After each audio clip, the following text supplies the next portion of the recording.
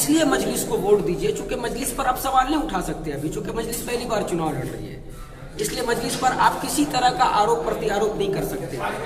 अगर आपको ये सच्चाई जानना है तो आपको ये सबसे पहले समझना पड़ेगा कि जब तबरेज अंसारी की हत्या हुई सरायकेला खरसवां में, तो हत्या के 2 दिन के अंदर अंदर हमारे बैरिस्टर असदुद्दीन ओवैसी साहब उसकी आवाज़ को लोकसभा के अंदर में उठाते हैं और इंसाफ की मांग करते हैं। और आपको ये बता दे रहे हैं कि झारखंड में जो रघुवर सरकार है वो पूरी तरह से इस केस को मैनिपुलेट करने की कोशिश करी ताकि ये केस रफा दफा हो जाए। यहाँ तक कि जो उस केस का मुख्य आरोपी है उसके ऊपर में वो धारा भी हटाने का काम किया गया जो गंभीर धाराएं थी, लेकिन जब लोग बहुत प्रोटेस्ट करें तो मजबूरन पुलिस वो धारा को लगाई। तो आप अपने वोट का अधिकार इसलिए करेंगे और उस व्यक्ति के लिए करेंगे जो व्यक्ति आपका आवाज उठाता है। आप हमारे ऊपर आरोप तब ना लगाइएगा जब आप हमको जिताकर विधानसभा भेजेंगे। अब अगर मजलिस पहली बार चुनाव लड़ रही है और आप उस पर इतना आरोप लगा रहे मजलिस ऐसा मजलिस वैसा असद साहब ऐसा, ये लोग वोट कटुआ है, ये है वो, तो ये घबराहट क्यों है आपको? है ये दम भर रहे हैं कि साहब हम तो सेकुलर है, ऐसा है वैसा है। तो आप बताइए ना, 4.5 साल आपका था, 4.5 साल में तो 4 साल आपका इस बात में गुजर गया कि भारतीय जनता पार्टी आपको टिकट कैसे दे।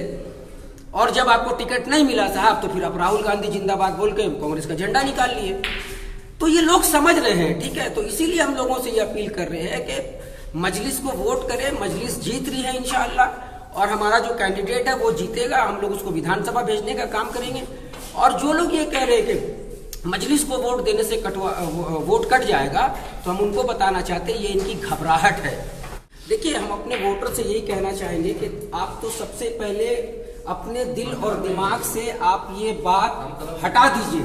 आपके अंदर जो ये डर बैठाया गया है साहब कि आपके वोट देने से मजलिस को भाजपा जीत जाएगी, पहला तो आप मेरे को ये सबसे पहले आप ये समझिए कि ये डर आपको 1980 से दिखाया जा रहा है। कब से? 1980 से। उस वक्त भाजपा का 2 सीट था, अटल बिहारी वाजपेयी जी, लाल कृष्ण आडवाणी जी। और भाजपा का डर दिखाते दिखाते आज 2019 नहीं बल्कि 2019 का लोकसभा चुनाव में भारतीय जनता पार्टी को 330 सीट पर यह पहुंचा। कितना सीट पर? 330 सीट पर। और आज भी ये डर दिखाया जा रहा है कि नहीं, मुसलमान अगर इधर उधर वोट करेगा तो भाजपा जीत जाएगा। तो क्या 540 सीट पर भाजपा को बैठाओगे?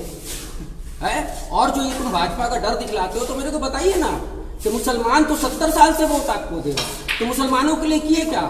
आजादी के टाइम में मुसलमानों का सरकारी नौकरी पर 35% हक था। 35% लोग जो है उस वक्त थे। आज अगर आप देखेंगे तो 2% नहीं बचे साहब। यानी कि आप समझिए इस चीज को कि सरकारी नौकरी में जहां पर 100 लोगों में 35 लोग मुसलमान थे आजादी के बाद, और अब 100 लोगों में 2 लोग भी नहीं बचे साहब। तो हम किस लिए डरे साहब?